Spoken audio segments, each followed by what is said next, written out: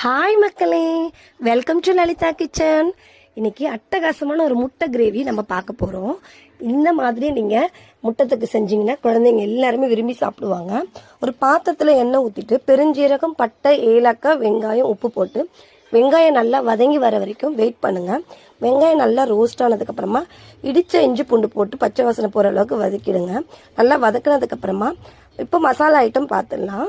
மஞ்சப்பொடி, மிளகுப்பொடி, தனியாப்பொடி, சில்லி பொடி, காஷ்மீரி சில்லி பொடி, கரம் மசாலா. ஸோ இதெல்லாம் போட்டு நல்லா வதக்கிடுங்க. பச்சை வாசனை போகிற அளவுக்கு நல்லா வதக்கினதுக்கப்புறமா நம்ம கட் பண்ணி வச்சுருக்க தக்காளி அதில் போட்டுட்டு தக்காளி நல்லா குழஞ்சி வந்ததுமா 1/2 கப் தண்ணி ஊற்றிக்கோங்க. 1/2 கப் தண்ணி ஊற்றிட்டு கிரேவி நல்லா கொதிச்சு வர அளவுக்கு வெயிட் பண்ணுங்கள். கிரேவி நல்லா கொதிச்சதுக்கப்புறமா நான் முட்டை பாயில் பண்ணிவிட்டு மஞ்சள் முட்டையை தனியாக எடுத்து வச்சுருக்கேன். ஸோ வெள்ளை முட்டையை இந்த மாதிரி ஸ்லைஸ் பண்ணி வச்சுருக்கேன். இந்த மாதிரி செஞ்சால் தான் நல்லா டேஸ்ட் இருக்கும். ஸோ நல்லா கிரேவி கொதிக்கிறப்போ நீங்கள் இதை போட்டு நல்லா மிக்ஸ் பண்ணி ஒரு 5 நிமிஷம் உப்பு காரம் ஏற வரைக்கும் வெயிட் பண்ணுங்கள்.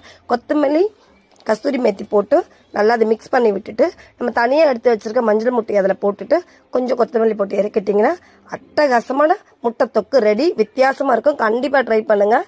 நன்றி, வணக்கம்.